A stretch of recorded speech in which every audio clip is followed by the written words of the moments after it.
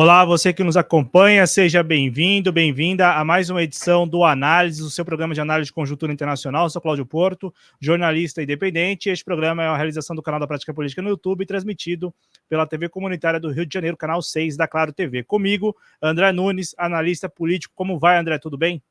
Tudo bem, Cláudio. Agradecendo a você, a TV Comunitária do Rio de Janeiro e até o canal da Prática Política. Obrigado. André, bora lá, primeiro assunto do programa, Vietnã. Vamos falar deste país do Sudeste Asiático que experimenta, desde o início da década de 90, um crescimento significativo do Produto Interno Bruto, o PIB. Segundo o Banco Mundial, 6% ao ano é a média. Para efeito de comparação, o Brasil, nesse mesmo período, cresceu pouco mais de 2%, só para a gente ter uma ideia. Eu quero te perguntar, André, de onde vem esse crescimento, esse sucesso econômico, esse desenvolvimento do Vietnã? Cláudio, em primeiro lugar, nós devemos destacar que é louvável a persistência do Vietnã em existir, em primeiro lugar, e se desenvolver, porque o país, desde o final do século XIX, foi atacado por três potências imperialistas: a França, o Japão e os Estados Unidos, e atingiu sua independência total apenas em 1976. Então, também devemos entender o sistema que rege o Vietnã atualmente. Alguns chamam de economia de mercado com orientação socialista. Eu preferiria o termo sistema socialista com características de mercado, assim como é a China, Cláudio. Os comunistas mais ortodoxos insistem em chamar de restauração capitalista, assim como os inimigos do socialismo também insistem em dizer que a China e o Vietnã são países capitalistas. Mas a realidade é que os logros, os avanços do Vietnã se devem à planificação estatal de orientação socialista dirigida pelo Partido Comunista do Vietnã. A partir de 1986 se iniciaram as reformas, a chamada Doi Moi, ou renovação em português, Cláudio. O país realmente se abriu aos investimentos estrangeiros diretos, assim como aconteceu na América Latina no início do século XX e no Brasil e na Argentina, mais especificamente, a partir de 1930, mas atualmente o investimento estrangeiro no Brasil é apenas especulativo, assim como na Argentina. E como não havia orientação socialista nem no Brasil, nem na Argentina, nem em nenhum país da América Latina, com exceção de Cuba, a acumulação não foi revertida em uma explosão de desenvolvimento e conquistas sociais, que é o que nós assistimos no Vietnã hoje, Cláudio. Com os investimentos estrangeiros diretos, a descentralização que ocorreu nas províncias, essas províncias do Vietnã passaram a negociar diretamente com as empresas estrangeiras, como aconteceu na China com as zonas econômicas especiais. As indústrias estrangeiras passaram a gerar, além de empregos, um incremento necessário para as receitas do Estado, Cláudio, através de impostos, passaram a incrementar essas receitas estatais. A coreana Samsung, por exemplo, mantém a maior fábrica no Vietnã, que gera 65 mil empregos somente em uma província no norte desse país. E o Estado do Vietnã, Cláudio, e é aí que entra a orientação socialista, ele negocia investimentos sociais com essas empresas estrangeiras que se instalam no país. Por exemplo, a Samsung, que possui a sua maior fábrica no Vietnã, Samsung, que é uma empresa de capital sul-coreano, ela constrói na província onde está instalado no Vietnã, constrói para os empregados edifícios residenciais, escolas, centros de saúde e recreação, assim como áreas de tratamento de água para fornecimento de água potável. E aí, eu digo mais uma vez, Cláudia, é bom frisar que está a orientação socialista, porque exige das empresas uma participação estratégica juntamente com o Estado socialista do Vietnã. Precisamos também, Cláudio, destacar o esquema de joint ventures, mais uma vez, a exemplo da China, o Vietnã repete o esquema chinês de joint ventures, ou seja, sempre que é possível, o Estado entra como acionista com praticamente metade do capital e assim acaba ocorrendo a transferência de tecnologia. Não é a troco de nada que o Vietnã, Cláudio, é chamado de pequena China. E com essa transferência de tecnologia que o Estado do Vietnã conseguiu a partir da instalação de empresas estrangeiras, do investimento estrangeiro direto, o esquema de joint ventures, O Vietnã hoje já se apropriou de tecnologia ocidental e incorporou essas tecnologias às suas empresas estatais. Tanto é que o Vietnã, um país de 90 milhões de habitantes, hoje possui diversas empresas estatais produzindo para o seu mercado externo, inclusive expandindo suas empresas estatais, Cláudio. A estatal de telecomunicações do Vietnã, a Vietel, ou Vietel, hoje distribui internet 5G nos países vizinhos, Camboja, Laos e Mianmar. Então, Cláudio, um sucesso econômico realmente estrondoso e poderemos dar mais alguns dados aqui ao longo do programa, Cláudio.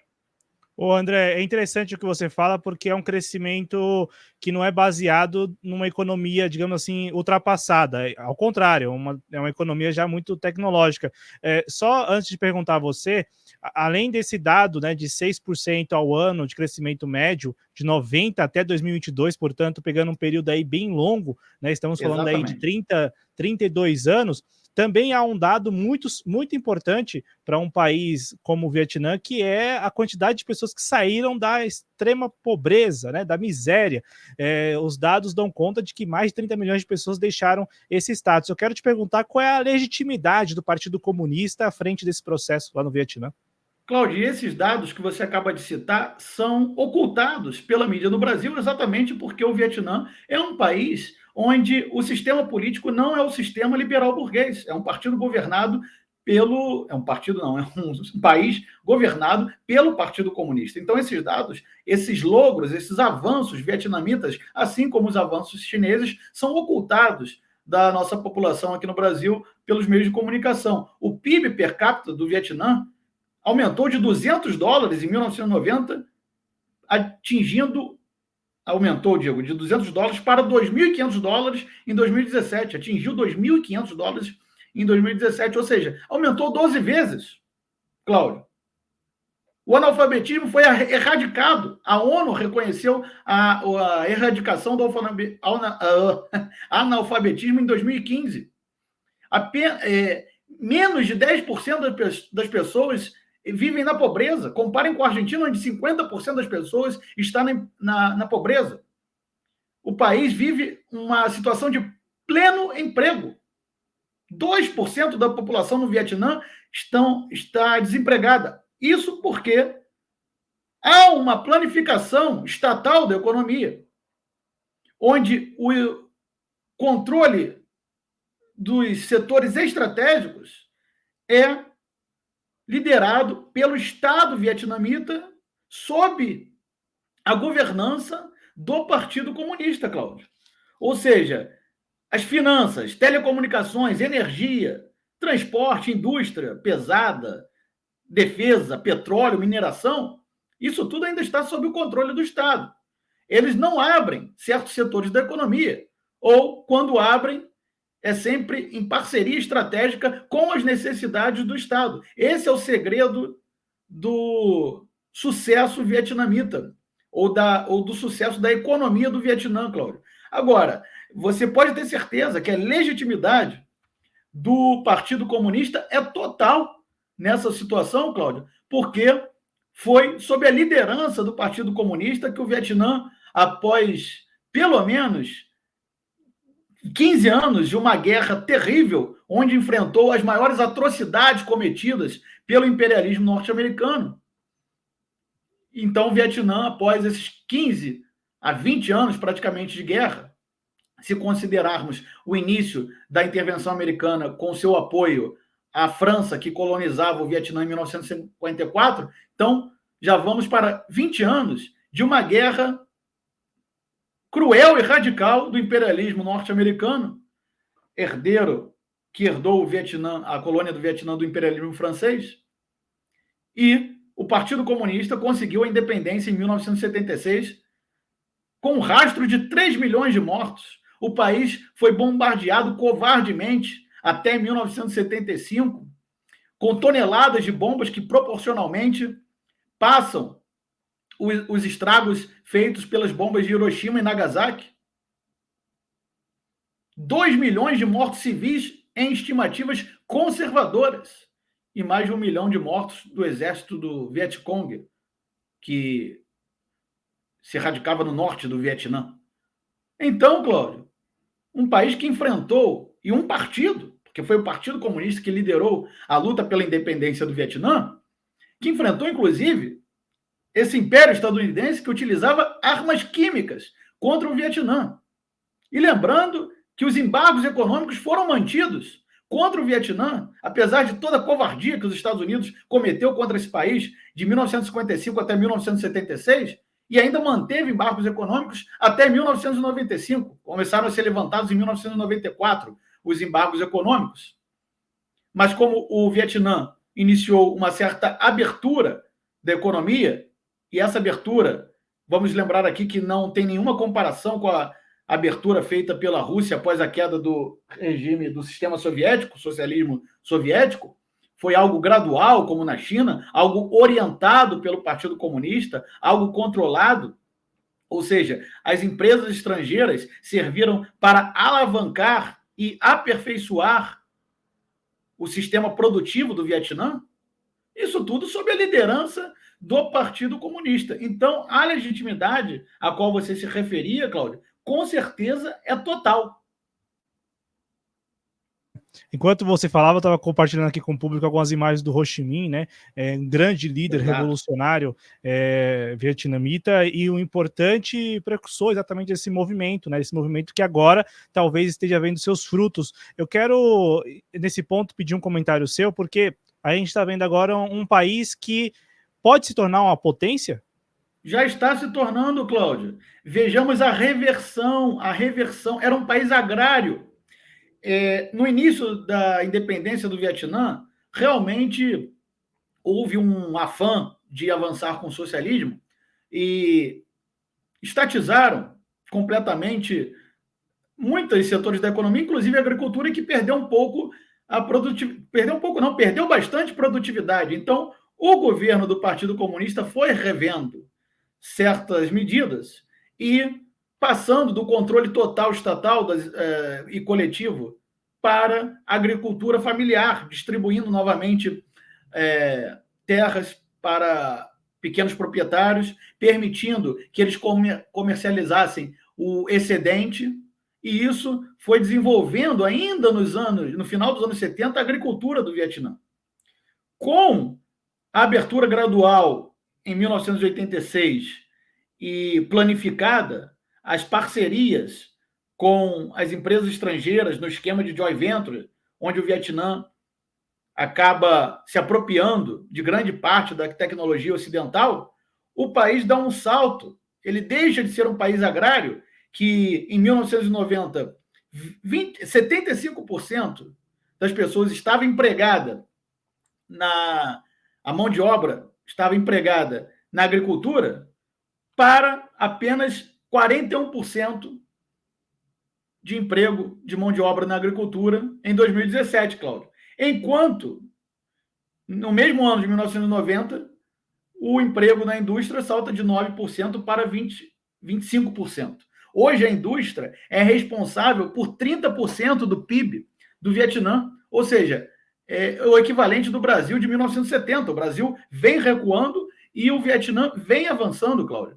E se nós observarmos, o Vietnã ultrapassou o Brasil entre os maiores exportadores do mundo. Hoje, no ranking das maiores exportações do mundo, o Vietnã se coloca à frente do Brasil. O Vietnã exporta mais manufaturas. O Vietnã está entre os países líderes num platô tecnológico. Então, realmente, Cláudio, são avanços inegáveis sob a liderança do Partido Comunista e que muitas vezes nos são ocultados nos grandes meios de comunicação.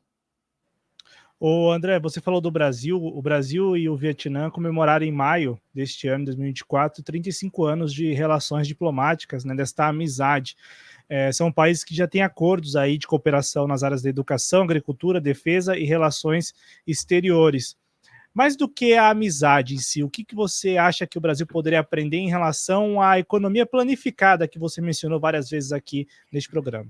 Então, Cláudio, ao contrário dos países da América Latina, os investimentos estrangeiros não ameaçam o poder político no Vietnã, pois estes investidores estrangeiros, e como eu falei aqui no programa, é um investimento diferenciado, porque instalam fábricas, instalam indústrias, enquanto o investimento aqui busca apenas a remuneração através de taxas de juros, é meramente especulativo. Este investimento estrangeiro está sob a supervisão do Estado, que é governado pelo Partido Comunista do Vietnã. As empresas instaladas, as empresas estrangeiras instaladas no Vietnã, podem até explorar mão de obra considerada barata, em comparação, é claro, aos países ocidentais, e o salário mínimo no Vietnã, diga-se de passagem, vem também num ascendente nos últimos 20 anos, se aproximando do salário mínimo de Brasil e Argentina, por exemplo. As empresas podem até explorar essa mão de obra considerada barata. Porém, não é permitido a interferência política no país. As forças do capital, Cláudio, também não detêm o controle midiático no Vietnã. Ou seja, o poder midiático ainda está concentrado nas mãos do Estado. Então, não há fatores que possam ocasionar a perda do poder pelo buriô político do Partido Comunista do Vietnã. Esse é um fator fundamental, além do que já foi citado aqui, o desenvolvimento do país no esquema de joint ventures, onde o Estado detém metade do controle acionário de diversas dessas empresas estrangeiras que estão instaladas no Vietnã, Cláudio. E que é o que permite ao Vietnã, digo aqui, insisto mais uma vez, se apropriar de tecnologia estrangeira. Agora, lembrando, e já citei aqui que o controle dos setores estratégicos está nas mãos do Estado, e para que você tenha uma ideia, 70% dos graduados, ou seja, das pessoas que obtêm o título de nível superior no Vietnã, estão empregados no setor público. Então, o setor público ainda tem muita influência no Vietnã. O Estado também negocia, e eu citei aqui o exemplo da Samsung, investimentos sociais por parte desses investimentos estrangeiros diretos, dessas empresas que se instalam no Vietnã. Por exemplo, 25% dos investimentos sociais no Vietnã, eles são provenientes dessas grandes corporações privadas que se instalam no Vietnã, porque o Partido Comunista exige que eles façam a sua contribuição social. Participam com 25% do PIB. Então, Cláudio, realmente são as diretrizes do Partido Comunista do Vietnã que colocam esses investimentos estrangeiros e essas empresas instaladas no Vietnã como aliados na busca pelo desenvolvimento. Eles são condicionados a caminhar ao lado do Estado para alcançar os objetivos estratégicos definidos nos planos quinquenais pelo Partido Comunista do Vietnã. Cláudio Porto. André Nunes, analista político, você encontra nas redes sociais, principalmente agora no YouTube, né, no canal Conversando com o André Nunes, ou no Telegram, lá no portal do André Nunes, o canal dele no Telegram. Ainda em relação à amizade que existe entre Brasil e Vietnã, há aí a promessa de expandir o fluxo, né, de comércio entre os países até 2030, hoje da ordem de 6 bilhões de dólares para algo de em torno de 10 bilhões de dólares, é o número que o Ministério de Relações Exteriores do Brasil chegou a publicar, essa pretensão, né, de chegar a esse número em 2030. Só que, além dessa amizade, André, tem um aspecto bem interessante. O Vietnã, por exemplo, é um país que enxerga com bons olhos a ideia do Brasil de reformar alguns organismos multilaterais, como é o caso da ONU, né? E também defende que o Brasil tenha um assento permanente lá no Conselho de Segurança da ONU. Como que você avalia esse reconhecimento do Vietnã? Em primeiro lugar, Cláudio, as relações comerciais entre Brasil e Vietnã realmente vêm aumentando bastante nos últimos anos, agora com um dado que é preocupante para o Brasil. O Brasil é o quinto país, se não me engano, que mais exporta alimentos para o Vietnã, mas o Vietnã exporta mais manufaturas do Brasil do que o Brasil para o Vietnã. O Brasil é um país de 210, pelo menos 210 milhões de habitantes, um país muito maior que o Vietnã. O Vietnã tem uma área equivalente ao estado do Maranhão, para que nós tenhamos uma ideia de comparação. Então, é um dado preocupante. Infelizmente, o Brasil se rendeu à doença holandesa.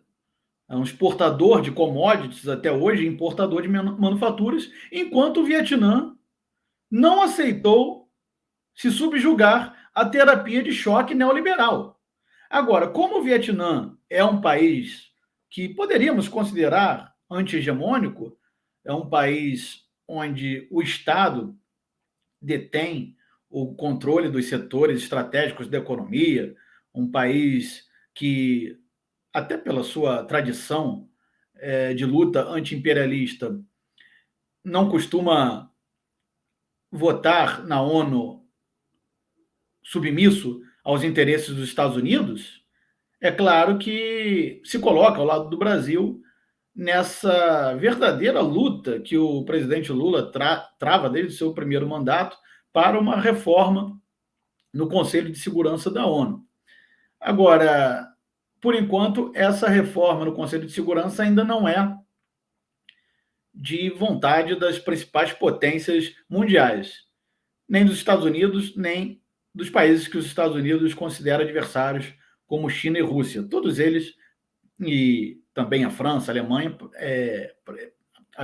a França e o Reino Unido, pretendem manter seu direito a veto e não querem que mais ninguém entre no clube, Cláudio. Mas sim, é muito importante que o Vietnã sempre esteja ao lado do Brasil. O Brasil tem uma tradição de liderar muitos países do chamado Sul Global, o antigo Terceiro Mundo, hoje conhecido como Sul Global, nessas petições da ONU, nas votações, e essa amizade entre o Vietnã e o Brasil, ela continua se aprofundando. Agora, no que diz respeito às relações comerciais, nós deveríamos aprender com o Vietnã como industrializar o nosso país. Ou seja, sem a presença do Estado como indutor do desenvolvimento, não haverá esse crescimento econômico que o Vietnã vem experimentando, pelo menos nos últimos 20 a 30 anos, Cláudio, principalmente.